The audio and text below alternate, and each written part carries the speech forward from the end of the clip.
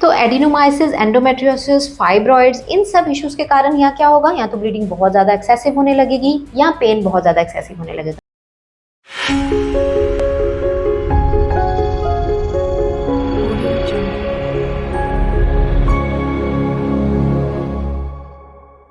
आजकल लेडीज़ को बहुत इजीली, बहुत यंग एज में गाइड कर दिया जाता है कि इन केस आपको बहुत ज़्यादा हैवी ब्लीडिंग रह रही है या बहुत क्रैम्पी पेन है ड्यूरिंग योर पीरियड्स, तो you just go for hysterectomy.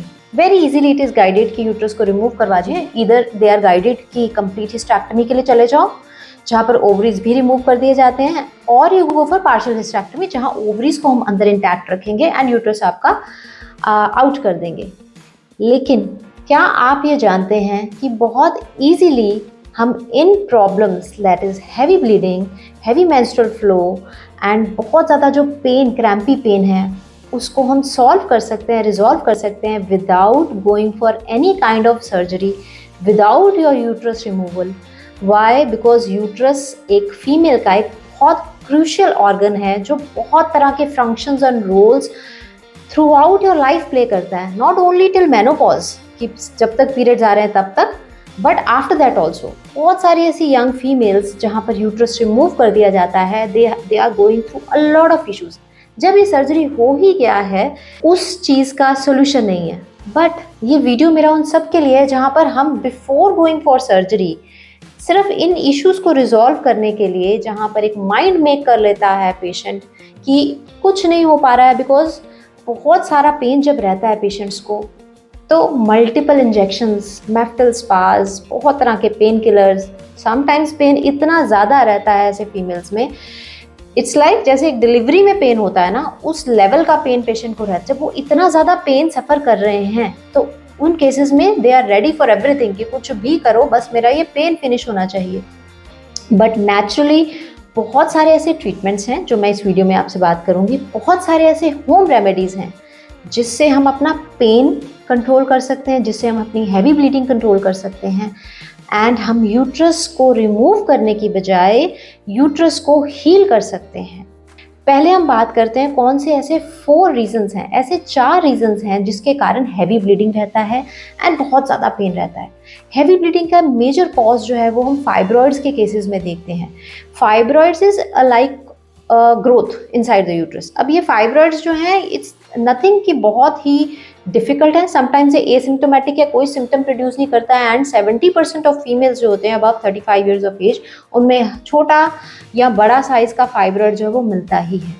Fibroid का मेजर सिम्टम जो है वो रहता है बहुत ज़्यादा हैवी ब्लीडिंग रहती है। समटाइम्स ब्लीडिंग इतनी ज़्यादा हैवी हो जाती है कि इवन पेशेंट ने डू कंप्लेंट की एवरी 2 आवर्स हमें अपना पैड जो है वो चेंज करना पड़ रहा है।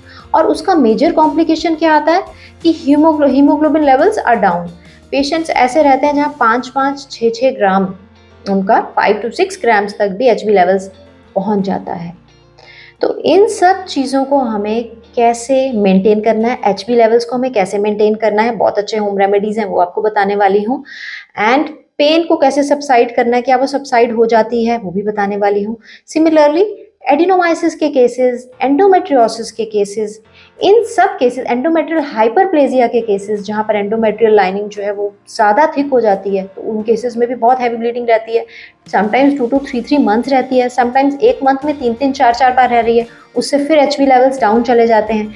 एडिनोमाइसिस में भी ऐसा रहता है, वही एंडोमेट्रियम की लाइनिंग अपनी प्लेस पे ना हो करके यूट्रस की वॉल के अंदर ग्रो करने लगती है, ग्रो करेगी, ब्लीड करेगी, इकट्ठा होगी, यूट्रस को इलास्टिसिटी हैम्पर करेगी एंड पेन कॉज करेगी।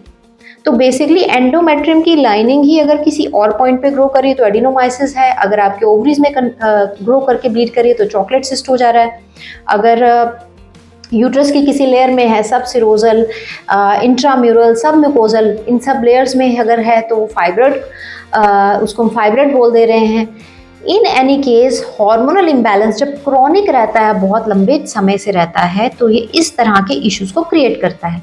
अब इस तरह के इश्यूज़ को हम रिजॉल्व कैसे करें, उसी के बारे में हम आज बात करेंगे यहाँ। तो एडिनोमाइसिस, एंडोमेट्रियोसिस, फाइब्रॉइड्स, इन सब इश्यूज के कारण यहाँ क्या होगा, या तो ब्लीडिंग बहुत ज़्यादा एक्सेसिव होने लगेगी या पेन बहुत ज़्यादा एक्सेसिव होने लगेगा। ब्लीडिंग बहुत ज़्यादा एक्सेसिव होने लगेगी, एचपी लेवल्स डाउन रहेंगे, फटीग रहेगा, हेयर फॉल होगी, हेयर थिनिंग होगी, सारा दिन सोए रहोगे, कुछ काम करने का मन नहीं रहेगा। ये सब इश्यूज़ को रिजॉल्व करने के लिए बहुत ब्यूटीफुल सी होम रेमेडीज़ हैं जो मैं आपको बताने वाली हूँ, एंड उसके बाद मैं ट्रीटमेंट बताने वाली हूँ। होम रेमेडीज में सबसे अच्छा जो मेजर रोल प्ले करता है दैट इज गोंद कतीरा। आप सबने सुना होगा, ठंडी तासीर वाला होता है, स्तंभन का कार्य करता है। पित्त दोषा शामक है, पित्त दोषा बढ़ेगा तो ब्लीडिंग ज़्यादा होगी, पित्त दोषा को हम शमन करेंगे यानी कि कम करेंगे तो उससे क्या होगा, हमारे ब्लीडिंग कंट्रोल हो जाएगा। गोंद कतीरा को हम ओवरनाइट सोक करेंगे, एक कटोरी में ले लीजिए, मैक्सिमम 10 ग्राम्स तक आप ले सकते हैं। 10 ग्राम्स आप ऐसे ले सकते हैं जैसे एक कटोरी में अगर आप सोक कर रहे हो वो फूल जाएगा, उसमें ऑस्मोसिस का प्रेशर होगा, एंड वो जब तक सुबह आप उठेंगे तो वो फूला होगा। तो फूल के जब एक कटोरी टाइप हो जाए वो मैक्सिमम आप ले सकते हैं। दिन में एक चम्मच जो है वो आप 4 टाइम्स ले सकते हैं। ये क्या काम करेगा, स्तंभन का कार्य। स्तंभन मतलब जैसे आपका ब्लीडिंग बहुत ज़्यादा हो रहा है तो उसको वो स्तंभन कर देगा, उसको वो रोक देगा तो क्या होगा, और साथ के साथ एक और अच्छा काम करेगा, ये हमारे हीमोग्लोबिन एचबी लेवल्स को भी बढ़ाएगा। तो ये दोनों वर्क करेगा। That is a very good home remedy, चाहे आप इसके लड्डू के फॉर्म में ले सकते हैं। सेकेंड इज जैसे अभी मार्च अप्रैल का टाइम है, थोड़े आने वाले टाइम में जामुन बहुत ज़्यादा मिलेंगे आपको। जामुन एक बहुत अच्छा ब्लड प्योरीफायर है। ब्लड प्योरीफायर है तो वो क्या करेगा, जैसे कईयों के बहुत सारे क्लॉट्स आते हैं ऐसे केसेस में, जो इतने बड़े बड़े क्लॉट्स पास करते हैं तो पेन पेशेंट को इतना ज़्यादा होता है, जैसे एक डिलीवरी के टाइम पे पेन होता है, जेन्युइनली बहुत ज़्यादा पेन पेशेंट जो है वो सफ़र करता है। अगर आप ऐसे टाइम में जो नेचर जो जिस टाइम पे फ्रूट देता है उसका इफेक्ट भी उस टाइम पे रहता है, उस टाइम पे आप इसको जामुन के अपना इंटेक बढ़ाइए। उससे क्या होगा, जो बहुत बड़े बड़े क्लॉट्स हैं वो क्लॉट्स नहीं रह जाएंगे, ब्लड प्योरीफाई हो जाएगा, ब्लड थिनिंग प्रॉपर्टीज इसमें हैं और बहुत सारे अच्छी अच्छी प्रॉपर्टीज हैं। तो जामुन को ऐड कीजिए स्पेशली, क्योंकि अभी जामुन बहुत ज़्यादा आने वाला है, वो बहुत अच्छा रोल प्ले करता है। देन अगर पेन बहुत ज़्यादा है तो उसके लिए कैस्टर ऑयल बहुत अच्छा वर्क करता है। कैस्टर ऑयल को डायरेक्ट हीट नहीं करना है, इनडायरेक्ट हीट करना है। बोल ऑफ वाटर लीजिए, कैस्टर ऑयल के 2 स्पून आप लीजिए, उसमें आप अपने वो कैस्टर ऑयल को हीट कीजिए, एंड जो हीटेड कैस्टर ऑयल है उसको अपने नेवल के अंदर 2-3 ड्रॉप्स ज़रूर डालना है। साथ के साथ जो आपका लोअर एब्डोमेन है बहुत हार्ड हो चुका है, उसमें बहुत ज़्यादा क्रैम्पिंग पेन है, उसको पूरा आपने अच्छे से मसाज कर लेना है। सिर्फ एब्डोमेन पे मसाज नहीं करना, अपने बैक पे भी मसाज कर लेना है। और उसके ऊपर से अगर आप कोई गर्म टॉवल को रिंस करके हॉट वाटर में आप उसके ऊपर अप्लाई कीजिए फॉर 2 आवर्स, या फिर जो एक सेलोफेन होता है जिससे अब फ्रूट्स एंड ऑल आजकल श्रिंकेज ढक देते हैं, वो प्लास्टिक का जो पॉलिथीन अगर आप वो भी रैप करते हैं around your lower abdomen and back, उसको अच्छे से रैप कर लेते हैं तो उसमें स्वेटिंग होगी एंड एब्जॉर्प्शन बढ़ेगी कैस्टर ऑयल की। उससे आप देखोगे बहुत जल्दी आपके क्रैम्प्स जो है वो रिलीव करेंगे। तो कैस्टर ऑयल बहुत अच्छा है, गोंद कतीरा बहुत अच्छा है। बहुत बार पूछा जाएगा कि सर्दियों में भी गोंद कतीरा ले सकते हैं, तो डेफिनेटली विंटर्स में भी गोंद कतीरा ले सकते हैं, क्योंकि विंटर्स में भी पित्त दोषा बढ़ सकता है ना, ब्लीडिंग ज़्यादा हो सकती है, तो गोंद कतीरा आप विंटर्स में भी ले सकते हैं। अगेन यूकलिप्टस ऑयल जो सफ़ेदा होता है, आप जब ट्रैवल पे जाते हो तो वाइट कलर के जो पेड़ रहते हैं यूकलिप्टस के पेड़, उसका यूकलिप्टस ऑयल आता है, उसकी एक बहुत पंजेंट स्मेल होती है। यूकलिप्टस ऑयल जो है वो भी आपके क्रैम्प्स में बहुत रिलीफ करता है, उसका भी बहुत बेनिफिट रहता है। देन उसके अलावा उशीर जो है इसका भी स्तंभन का कार्य है, पित्त दोषा को शमन करता है। उशीर आपको कहीं से भी मिल जाएगा, उशीर की छाल आप लीजिए एंड उसको आप पाउडर फॉर्म में वाटर में बॉईल कीजिए। 1 चम्मच आपने बॉईल कर लिया एंड उसको जब वो आधा रह जाएगा पानी, उसको गर्म पानी को ही आपको मॉर्निंग एम्प्टी स्टमक सिप करके पीना है। उशीर भी आपकी ब्लीडिंग को बहुत अच्छे तरीके रिड्यूस करता है। अगर उशीर को आप इस तरह से नहीं लेना चाहते तो उशीर आसव भी आता है, लोध्र आसव भी आता है, वो भी आपकी ब्लीडिंग को कंट्रोल करता है। लेकिन ये सब चीज़ें जो हैं ये आपकी ब्लीडिंग को कंट्रोल करेंगी, स्तंभन करेंगी। इसको आप ऐसे समझ सकते हो जैसे एक कंटेनर में बहुत ज़्यादा पानी है, पानी मतलब कि ब्लड पड़ा हुआ है, वो ओवरफ्लो कर रहा है। जब आप इंजेक्टेबल्स लेते हो, एलोपैथिक इंजेक्टेबल्स लेते हो, तो उससे क्या होता है, हम एकदम से उसको प्रेशर से ढक देंगे, प्रेशर से ढक देंगे, थोड़ी देर के लिए तो ब्लीडिंग बंद हो जाएगी, लेकिन क्योंकि वो अंदर है, अगेन वो प्रेशर से वो चीज़ जो है वो फिर से निकलेगी, फिर अगेन 15 दिन बाद फिर से bleeding, HP levels down. Ultimately क्या है, ट्रीटमेंट। ट्रीटमेंट के लिए बहुत अच्छे अच्छे कॉम्बिनेशन ऑफ हर्ब्स आते हैं, बहुत अच्छे अच्छे प्लांट के कॉम्बिनेशंस आते हैं, जो कि पेशेंट टू पेशेंट हमारे वेरी करते हैं। होम रेमेडीज़ जो मैंने आपको बताया, इससे हम मेजरली अपने सिम्टम्स को कंट्रोल कर लेते हैं, लेकिन अल्टीमेटली एडिनोमाइसिस, एंडोमेट्रियोसिस, क्या कारण है हैवी ब्लीडिंग का वो जानना है। क्या वो एडिनोमाइसिस है, क्या वो एंडोमेट्रियोसिस है, क्या वो फाइब्रॉइड है, कारण क्या वो एंडोमेट्रियल हाइपरप्लेजिया है, उस कारण का फिर हमें ट्रीटमेंट करना है। ट्रीटमेंट के लिए बहुत अच्छे प्लांट्स के कॉम्बिनेशंस आते हैं and they vary from person to person. किन पेशेंट्स में कौन से हर्ब्स का कॉम्बिनेशन देना है वो हमेशा वेरी करता है। Same treatment doesn't fits all.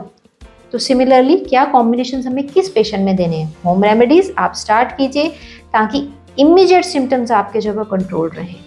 But ultimately adenomyosis is a disease, endometriosis is a disease, उस डिजीज को भी तो रिवर्स करना है, ताकि बार बार वो जो मैं आपको पानी का बाउल बता रही हूँ वो भरा हुआ है, वो भरे ही कम, दैट इज एंडोमेट्रियम बने ही कम। सिर्फ स्तंभन नहीं करना है, सिर्फ उसको रोकना नहीं है। अंदर अंदर जैसे एक नॉर्मल लेडी के ईटी की थिकनेस 8 to 10 mm है एंड 3 to 4 days में वो ब्लीडिंग बंद हो जानी चाहिए। अल्टीमेटली टारगेट क्या है कि आपके अंदर ईटी बने ही 10 to 12 mm, ताकि वो 3-4 days ब्लीड करके फिनिश हो जाए। और वो कब होगा, जब हमने एडिनोमाइसिस को रिवर्स किया होगा। एडिनोमाइसिस को एडहेजनोलाइसिस हर्ब्स चाहिए, एंडोमेट्रियोसिस को जहाँ चॉकलेट सिस्ट बन रही है सिस्टो श्रिंकर हर्ब्स चाहिए।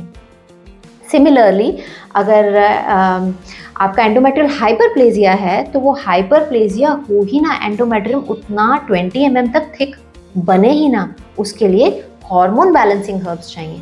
हार्मोन्स जब बैलेंस रहेंगे तो अपने आप ईटी की लाइनिंग उतनी ही बनेगी। फॉलिकल हमारा 12th day, 13th day, maximum 14th day पे रप्चर करेगा in a very natural way. Hormones को बाहर से बहुत सारे पेशेंट ऐसे अप्रोच करते हैं, आर्टिफिशियल हार्मोन्स हमने लिए बाहर से, I wouldn't name the drugs, but हाँ उससे 3-4 महीने के लिए मेरे पीरियड्स ही स्टॉप हो गए and I was very happy. नहीं, वो सब काम हमें नहीं करने हैं, सीडो मेनोपॉज हमें नहीं क्रिएट करना है। वाई? क्योंकि अल्टीमेटली हमें फर्टिलिटी भी चाहिए। इस तरह के एक्सपेरिमेंट उनके साथ कर सकते हैं जहाँ एज आपकी 51 है, 1 साल और पीरियड्स आने हैं, तो हम साल ऐसे ही निकाल देंगे, कोई इंजेक्शन ऐसा